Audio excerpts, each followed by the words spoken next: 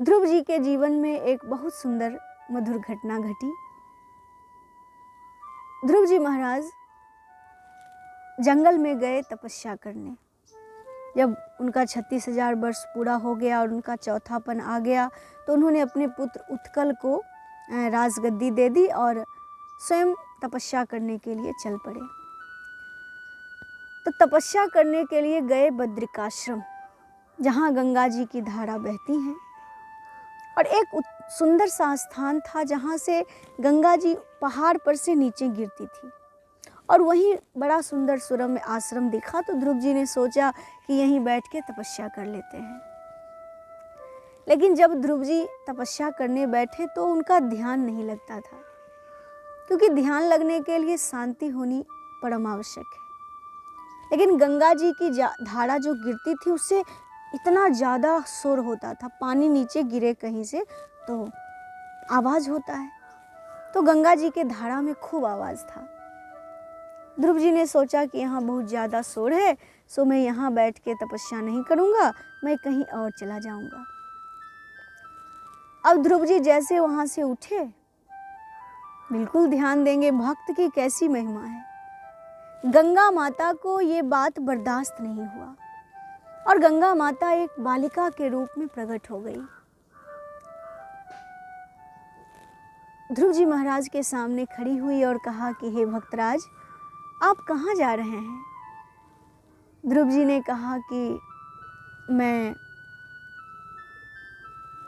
यहाँ से जा रहा हूँ क्योंकि यहाँ गंगा जी की जो धारा है उसमें आवाज़ बहुत ज़्यादा है और मेरा ध्यान लगता नहीं है, शांति होनी चाहिए, सो मैं यहाँ से जा रहा हूँ। तो गंगा माता ने कहा कि हे भक्त जी, अगर किसी नदी के तट पर भगवान के भक्त आते हैं तो नदी पवित्र हो जाती है। जैसे दुनिया के लोग खूब पाप करें और गंगा जी में स्नान कर लें तो गंगा जी में संसार का पाप चला जाता है, मतलब मनुष्य का पाप कट जाता है। तो अब गंगा जी में पाप जाएगा तो गंगा जी का पाप कैसे कटेगा? तो गंगा जी का पाप तब कटेगा जब भगवान के अनन्य भक्त गंगा जी के जल का स्पर्श करेंगे, तो गंगा जी का भी पाप कट जाएगा। ऐसे है भक्त की महिमा महाराज। सो गंगा माता ने कहा कि हे भक्तराज, हे ध्रुव जी, आप मेरे तट से नहीं जाइए, मैं गंगा हूँ, और अगर आप अपनी तपस्या पूरी करके जाते तो मेरा गौरव बढ़ता, लेकिन आप तो तपस्या बिना किए ही जा रहे हैं। इसलिए मैं भी तो प्रभु की भक्ता हूँ, मैं आपको सांत्वना देती हूँ। आज के बाद मेरा जल ऊपर से नीचे तो गिरेगा, लेकिन मैं शांति से गिरूंगी, उसमें एक भी आवाज़ नहीं होगा। इसलिए आप यहीं तट पर बैठ के तपस्या करिए। और महाराज ध्रुव जी महाराज वहीं तट पर बैठकर तपस्या करने लगे और उनकी तपस्या पूरी हो गई। तो ऐसी है भक्त की महिमा, जहाँ गंगा जी भी चाहती हैं कि मेरे भगवान का भक्त मेरे तट पर बैठकर भजन करे।